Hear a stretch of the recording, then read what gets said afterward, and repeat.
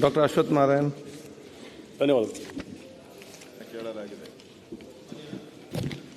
ಸಭಾಧ್ಯಕ್ಷರೇ, ಪ್ರಶ್ನೆಯನ್ನು ಕೇಳಲಾಗಿದೆ ನಮ್ಮ ಸನ್ಮಾನ್ಯ ಆರೋಗ್ಯ ಸಚಿವರನ್ನ.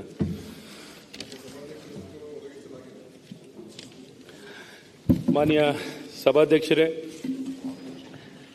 ಏನೊಂದು ಔಷಧಿಗಳ ಲಭ್ಯತೆ ಬಗ್ಗೆ ನಮ್ಮ ರಾಜ್ಯದ ಆಸ್ಪತ್ರೆಗಳಲ್ಲಿ ಔಷಧಿ ಕೊರತೆ ಇದೆ ಅನ್ನುವಂಥದ್ದನ್ನ ಪ್ರಶ್ನೆ ಕೇಳಿದ್ದೀನಿ. ಈ ವಿಚಾರದಲ್ಲಿ ಉತ್ತರವನ್ನು ಒದಗಿಸಿದ್ದಾರೆ.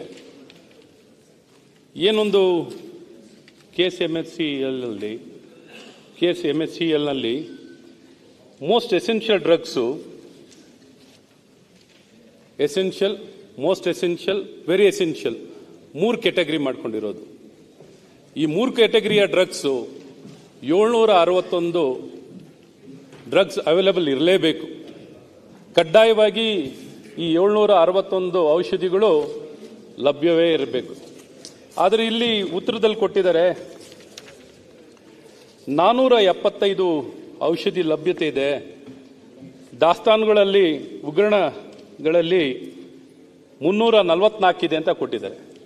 ಆಕ್ಚುಲಿ ಇರುವಂಥ ಇನ್ಫಾರ್ಮೇಶನ್ 250 ಡ್ರಗ್ಸ್ ಅಷ್ಟೇ, 231 ಮಾತ್ರ ಲಭ್ಯತೆ ಇರೋದು ಸರ್. 761 ಇರಬೇಕಾಗಿರೋ ಜಾಗದಲ್ಲಿ ನೀವು ಕೊಟ್ಟಿರೋ ಉತ್ತರದಲ್ಲಿ 475 ಕೊಟ್ಟಿದ್ದೀರಾ. 475 KSMHCLನಲ್ಲಿ ಅವೈಲೇಬಲ್ ಇದೆ ಅಂತ. ನೆಕ್ಸ್ಟ್ ಗೋಡೌನ್ನಲ್ಲಿ ಅವೈಲೇಬಲ್ ಡ್ರಗ್ಸ್ 344 ಕೊಟ್ಟಿದ್ದೀರಾ. ಆಕ್ಚುಲ್ ಇರೋದು 231 ಮಾತ್ರ ಲಭ್ಯ ಇದೆ ಸರ್. 761 ಡ್ರಗ್ಸ್ ಅಲ್ಲಿ ಬರೀ 231 ಇದೆ. ಮತ್ತೆ ಸಭಾಧ್ಯಕ್ಷರೇ, 4 ವರ್ಷಕ್ಕಿಂತ ಹೆಚ್ಚಿನ ಸಮಯ ಆಗಿದೆ, ಯಾವುದೂ ಟೆಂಡರ್ ಆಗಿಲ್ಲ. 4 ವರ್ಷದಿಂದ ಟೆಂಡರ್ನೂ ಪ್ರಕ್ರಿಯೆ ನಡೆದಿಲ್ಲ 4 ವರ್ಷದಿಂದನೂ. ಸೊ ಈ ರೀತಿ ಮತ್ತು ನ್ಯಾಷನಲ್ ಹೆಲ್ತ್ ಮಿಷನ್ ಇಂದ 157 ಕೋಟಿ ಹಣವನ್ನು ಕೊಟ್ಟಿದ್ದಾರೆ 2024-25ರಲ್ಲಿ. 24-25ನಲ್ಲಿ 157 ಕೋಟಿ ಮೀಸಲಾಗಿಡುವಂಥದ್ದಾಗಿದೆ ಫ್ರೀ ಡ್ರಗ್ಸ್ ಸರ್ವಿಸಸ್ಗೆ. ಯುಟಿಲೈಸೇಷನ್ ಎಷ್ಟು ಗೊತ್ತಾ? ಇದುವರೆಗೂ ಡಿಸೆಂಬರ್ವರೆಗೂ ಬರೀ 5.5 ಕೋಟಿ, 3.5% ಮಾತ್ರ ಅಚೀವ್ ಆಗಿದೆ ಸರ್. ಆಯಿತು, ಇವರಂತೂ ಔಷಧಿ ಕೊಡಲ್ಲ. ಆ ಕೆಳಗಡೆ ಆ ಸಂಸ್ಥೆಗಳು ಕೊಂಡ್ಕೊಳ್ಳಿಕ್ಕೂ ಅದಕ್ಕೂ ಪರ್ಮಿಷನ್ ಸಿಗಲ್ಲ. ನೀವು ಕೊಂಡ್ಕೊಳ್ಳಿ ಅಂತ ಹೇಳ್ತಾರೆ, ಹಣ ಕೊಟ್ಟಿರಲ್ಲ, ಅದಕ್ಕೆ NOC ತಗೊಳ್ಬೇಕು. ಇದು ಯಾವುದೇ KSMHCLನಿಂದ ಸರ್ ನಿಮ್ಮ ಗಮನಕ್ಕೆ ತರಕ್ಕೆ ಇಷ್ಟಪಡ್ತೀನಿ. ಇದು ಯಾವುದು ನಿಮ್ಮನ್ನ ಇದನ್ನ ಬೈಬೇಕು ತೆಗೊಳ್ಬೇಕು ಅನ್ನೋಕ್ಕಲ್ಲ, ಏನೂ ಇಲ್ಲ. Just bring it your notice.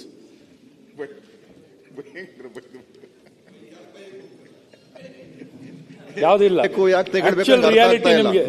Reality ಹೇಳ್ತಾ ಇದ್ದೀನಿ. ನಿಮ್ಮ ಉದ್ದೇಶ ಉದ್ದೇಶ ತಗೊಳ್ಳೋದು ಹೇಳೋದು ಇಲ್ಲ, ಅದು ಹೇಳೋದೇ ಬೇಕಾಗಿಲ್ಲ ಅಲ್ಲ. ಯಾಕೆ ಹೇಳ್ಬೇಕು ಅದನ್ನ? ಅದು ಉದ್ದೇಶ ಇಲ್ಲದೆ ಹೋದ್ರೆ ಹೇಳದೇ ಬೇಕಾಗಿಲ್ಲ. ರಾಜಕೀಯ ಅಲ್ವಾ, ಇರ್ಬೇಕಲ್ಲ ಒಂದ್ ಸ್ವಲ್ಪ. ದಿಲ್ಲಿ ಬೇಡ ರಾಜ್ಯಕ್ಕೆ ಕ್ವಶನ್ ಅವರಲ್ಲಿ ಇವತ್ತೊಂದು ಚಲೋ ಮಾತಾಡಿದ್ವಿ. ಕ್ವಶನ್ ಕೇಳಿ ಉತ್ತರ ಕೊಡ್ತಾರೆ, ಕ್ಲಾರಿಫಿಕೇಶನ್ ಕೇಳಿ, ಜನರಿಗೆ ಪ್ರಯೋಜನ ಆಗ್ಲಿ. ಓಕೆ, ಜನಕ್ಕೆ ಪ್ರಯೋಜನ ಆಗ್ಲಿ ಅಂತಾನೆ ಮಾತಾಡ್ತಿದ್ದೀನಿ ಸರ್. ಮಾತಾಡಾಗ್ತದ ಆನ್ಸರ್ ತಗೊಳ್ಬೇಕು. ಓಕೆ, ಅನುಷ್ಠಾನ ಆಗ್ಬೇಕು ಸರ್. ಸರ್ ಕೇಳಿರಂತೆ ಒಂದು ನಿಮಿಷ ಮುಗಿಸ್ಬೋದು, 2 ಹೌದು. ಸೊ ಹಾಗಾಗಿ ಏನೊಂದು ಯುಟಿಲೈಸೇಷನ್ ಏನಾಗಬೇಕಾಗಿದೆ. ಈವನ್ ನಿಮ್ಮ ಡ್ರಗ್ ಪ್ರೊಕ್ಯೂರ್ಮೆಂಟ್ಗೆ ಏನು ಬಡ್ಜೆಟ್ ಅಲೋಕೇಟ್ ಆಗಿದೆಯಲ್ಲ ಸರ್, ಆ ಅಲೋಕೇಟ್ ಆಗಿದ್ದಂಥ ಫಂಡ್ ಯುಟಿಲೈಸೇಷನ್ ನೀವು ತಾವು ನೋಡಿ. ಡ್ರಗ್ ಪ್ರೊಕ್ಯೂರ್ಮೆಂಟ್ಗೆ ಅಂತ ಅಲೋಕೇಶನ್ ಮಾಡಿರೋಂಥ ಯುಟಿಲೈಸೇಷನ್ ನೋಡಿ. ಮತ್ತು ಎರಡನೇದು ನ್ಯಾಷನಲ್ ಹೆಲ್ತ್ ಮಿಷನ್ನಲ್ಲಿ ಫ್ರೀ ಡ್ರಗ್ ಸಪ್ಲೈ ಸರ್ವಿಸಸ್ನ ಎಷ್ಟು ಯುಟಿಲೈಸೇಷನ್ ಆಗಿದೆ ನೋಡಿ. ಮತ್ತೆ ನಿಮ್ಮ ವೆಬ್ಸೈಟಲ್ಲೇ ನೋಡ್ಕೊಳ್ಳಿ ಸರ್, 231 ಇದೆ ಸರ್. ಕಳೆದ ಬಾರಿನೂ ನೀವು ಕೌನ್ಸಿಲ್ನಲ್ಲಿ ಉತ್ತರ ಕೊಡ್ತಾ ಇಷ್ಟೇ ಕೊಟ್ಟಿದ್ದೀರಾ ಡ್ರಗ್ಸ್, ಆದರೆ ಆಕ್ಚುಲಿ ಅವೈಲಬಿಲಿಟಿ ಇಷ್ಟಿದೆ. ಮತ್ತು ಅದ್ರ ಜೊತೆಗೆ ನೀವೇನು ಪರ್ಮಿಷನ್ ಅವ್ರಿಗೆ ARS ದುಡ್ಡಲ್ಲಿ ನೀವು ಔಷಧಿ ಕೊಂಡ್ಕೊಳ್ಳಿ ಅಂತ ಹೇಳ್ತೀರಾ ಅಲ್ಲ. ಆ ದುಡ್ಡು ಆ ಕೊಂಡ್ಕೊಳ್ಳಿಕ್ಕೆ 1 ಟೈಮ್ ಮಾತ್ರ ಪರ್ಮಿಷನ್ ಇರ್ತದೆ ದೊಡ್ಡ ಇನ್ಸ್ಟಿಟ್ಯೂಷನ್ ಇಂದ ನೀವು ಪರ್ಮಿಷನ್. ಅದಾದ್ಮೇಲೆ ಏನೇ ಔಷಧಿ ಕೊಂಡ್ಕೋಬೇಕು ಅಂದ್ರೆ ನೀವು NOC ಕೊಡ್ತಾ ಇರಬೇಕು. ಹಾಗಾಗಿ ಒಂದ್ ಕಡೆ ಔಷಧಿ ಇಲ್ಲ, ಅಥವಾ ಪೇಷಂಟ್ಗೆ ಔಷಧಿ ತಗೊಳ್ಳಿ ಅಂತಾನೂ ಡಾಕ್ಟರ್ ಬರ್ಕೊಡಂಗಿಲ್ಲ. ಆ ಡಾಕ್ಟರ್ ಏನಾರು ಔಷಧಿ ತಗೊಳ್ಳಿ ಅಂತ ಬರ್ಕೊಟ್ರೆ ಅವನನ್ನ ಸಸ್ಪೆನ್ಷನ್. ಇಲ್ಲಿ ಒಂದು ಕಡೆ ಔಷಧಿ ಇಲ್ಲ, ಒಂದು ಕಡೆ ಔಷಧಿ ಕೊಡ್ತಿಲ್ಲ, ಹಣನೂ ಇದೆ, ಹಣನೂ ಉಪಯೋಗ ಆಗ್ತಿಲ್ಲ. ಈ ರೀತಿ ಔಷಧಿಯ ಪರಿಸ್ಥಿತಿ ಲಭ್ಯತೆ ಹೀಗಿದೆ. ನೆಕ್ಸ್ಟು ಯಾವ ಸಂಸ್ಥೆಯಲ್ಲಿ ಒಡಂಬಡಿಕೆ, ಯಾಕೆಂದ್ರೆ ಇಲ್ಲಿ ಬಂದೆ ಈಗ ರಿಪ್ಲೈ ಸಿಕ್ಕಿತ್ತು, ನಾನು ನೋಡಲಿಕ್ಕೆ ಒಳಗೆ ಬರ್ತಿದ್ದ ಹಾಗೇನೆ ಉತ್ತರ ಸಿಕ್ಕಿರೋಂಥದ್ದು. ಸೊ ಇನ್ನೊಂದು, ರಾಜ್ಯದಲ್ಲಿ ನಕಲಿ ಔಷಧಿ ಜಾಲ, ಈ ಮಾಡಿರುವಂಥ ನಕಲಿ ಔಷಧಿ ಜಾಲವನ್ನು 10 ಇದುವರೆಗೆ ಎಷ್ಟೆಷ್ಟು ಮಾಡಿದ್ದಾರೆ, ಏನು ಮೊಕದ್ದಮೆಗಳನ್ನು ಹೂಡಿ ಏನು ಪನಿಷ್ಮೆಂಟ್ ಆಗಿದೆಯೋ ಸರ್ ರಾಜರೋಷವಾಗಿ drug controller, drug inspector sir 114 sanction post ಇದೆ ಸರ್. ವರ್ಕ್ ಮಾಡ್ತಿರೋರು ಎಷ್ಟು ಗೊತ್ತಾ ಸರ್? ಬರೀ 8 ಜನ. Only 8 people are functioning. ಆದ್ರೆ ನಿಮ್ಮ ಡ್ರಗ್ಸ್ ಮ್ಯಾನುಫ್ಯಾಕ್ಚರಿಂಗ್ ಕಂಪನೀಸ್ ಎಷ್ಟಿದೆ ಗೊತ್ತಾ ಸರ್? 27,000 37,000 drug manufacturing ಕಂಪನೀಸ್ಗಳಿದಾವೆ. ಮತ್ತೆ ನಕಲಿ ಏನ್ ಮಾಡ್ಬೇಕೀಗ? ಅದು ತಕ್ಷಣ ಖಾಲಿ ಹುದ್ದೆನ ಭರ್ತಿ ಮಾಡುವಂತದ್ದಾಗಬೇಕು. ಜನಕ್ಕೆ ನೋಡಿ, ಎಲ್ಲಕ್ಕಿಂತ ಸೀರಿಯಸ್ ತಮಗೂ ಗೊತ್ತಿರಲಿ ಸರ್, ಅರ್ಜೆಂಟ್ ಏನು ನಾವು ಕೇಳ್ತಿರೋದು, ನಕಲಿ ಔಷಧಿಗಳ ಮಾರಾಟ ಇವನ್ ಸ್ವತಃ ಮಂತ್ರಿಗಳು ಒಪ್ಕೊಂಡಿದ್ದಾರೆ.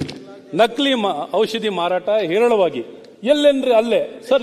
ಇಮ್ಯಾಜಿನ್ ಮಾಡಿ, ಜೀವವೇ ಡೂಪ್ಲಿಕೇಟ್ ಡ್ರಗ್ಸ್, ಸ್ಪೂರಿಯಸ್ ಡ್ರಗ್ಸ್ ಎಲ್ಲ ಅಂಗಡಿನಲ್ಲಿ ಮಾರ್ತಿದ್ದಾರೆ ಅಂದ್ರೆ ಹೇಗಿದು? ವ್ಯವಸ್ಥಿತವಾಗಿರೋ ಜಾಲನೇ ಅಲ್ವಾ ಸರ್? ಯಾವ್ದಾದ್ರು ಒಂದು ಫಾರ್ಮಸಿ ಅಂಗಡಿನಲ್ಲಿ ಡೂಪ್ಲಿಕೇಟ್ ಡ್ರಗ್ ಮಾರ್ತಿದ್ದಾರೆ ಅಂದ್ರೆ sir, imagine the situation. Imagine ಮಾಡಿ, ಇಂಥ ಒಂದು ಪರಿಸ್ಥಿತಿಯಲ್ಲಿ ಇವತ್ತಿಗೂ ಡೂಪ್ಲಿಕೇಟ್ ಡ್ರಗ್, ಸ್ಪೂರಿಯಸ್ ಡ್ರಗ್ ಮಾರಾಟ ಮಾಡ್ಲಿಕ್ಕೆ ಅವಕಾಶ ಆಗಿದೆ ಅಂದ್ರೆ ಪರಿಸ್ಥಿತಿ ಯೋಚನೆ ಮಾಡಿ. ಇದು ಬಹಳ ದೊಡ್ಡ ಮಟ್ಟದಲ್ಲಿದೆ. ಮತ್ತು ಡ್ರಗ್ ಎಫಿಷಿಯನ್ಸಿನು ಇವತ್ತು ಸರ್ಕಾರದಲ್ಲಿ ತಗೊಳ್ಳುವಂತ ಮಾತ್ರೆಗಳು ಎಫಿಷಿಯನ್ಸಿ ಲೆವೆಲ್ 10%. ನಿಮ್ಮ ಹೆಸರು ತೊಗೊಳ್ಳಲ್ಲ, ಯಾಕೆಂದ್ರೆ ಮತ್ತೆ ನೀವು ನಿಂತ್ಕೊಂಡ್ಬಿಡಿ. 10% 20% ಇರಲ್ಲ ಸರ್ ಡ್ರಗ್ ಎಫಿಷಿಯನ್ಸಿ. ನೀವು ಆರೋಗ್ಯ ಸಚಿವರಾಗಿದ್ದವ್ರೆ. ಸೊ ಈ ರೀತಿ ಪರಿಸ್ಥಿತಿಯಲ್ಲಿ ಎಷ್ಟೋ ಜಿಲ್ಲೆನಲ್ಲಿ ಡ್ರಗ್ ಎಫಿಷಿಯನ್ಸಿ ಚೆಕ್ ಮಾಡೋ ಲ್ಯಾಬ್ಸ್ ಇಲ್ಲ. ಸೊ ಇಷ್ಟು ನಾನು ಕೇಳ್ತಿರುವಂತ ಪ್ರಶ್ನೆಗಳು. ಮತ್ತು ಯಾರ್ಗಾರ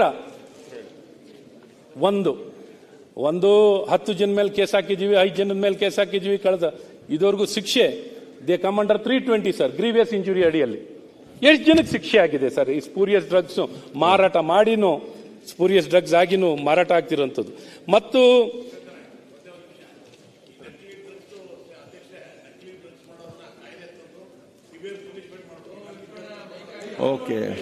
ಮೈಕ್ ಆನ್ ಮಾಡಿ. ಮೈಕ್ ಆನ್ ಆಯ್ತು.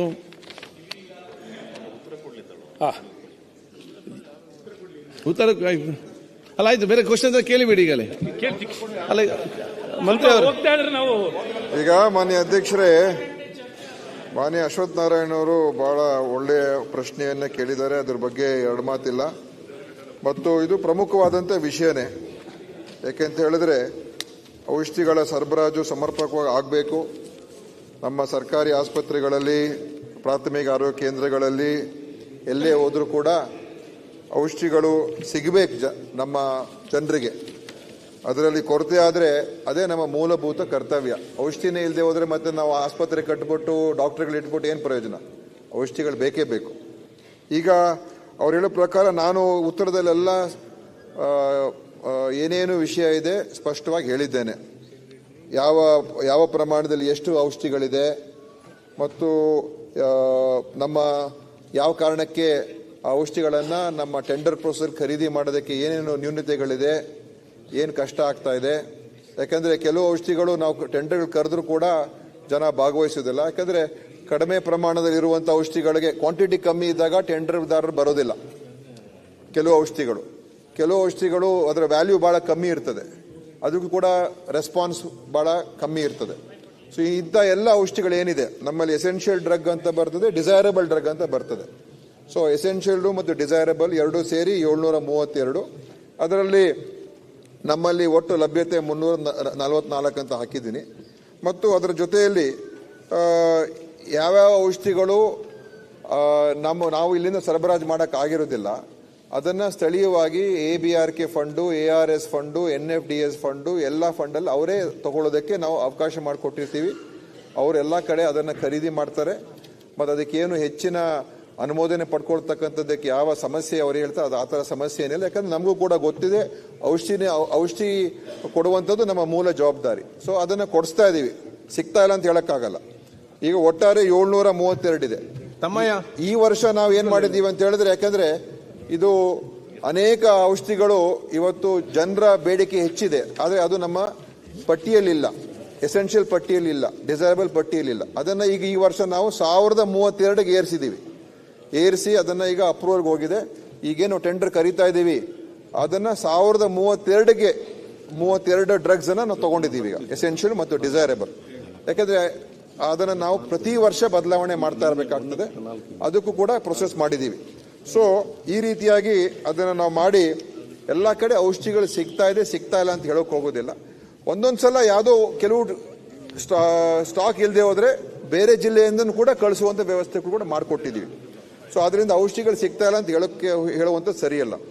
ಎರಡನೇದು ಅವ್ರು ಹೇಳಿರುವಂಥದ್ದು ಏನು, ಈ ನಕಲಿ ಔಷಧಿ ಜಾಲ, ಅದರ ಬಗ್ಗೆ ನಾನು ಎಲ್ಲೆಲ್ಲಿ ಮೊಕದ್ದಮೆಗಳು ಹೂಡಿದ್ದೇವೆ ಅದನ್ನು ಹೇಳಿದ್ದೀನಿ.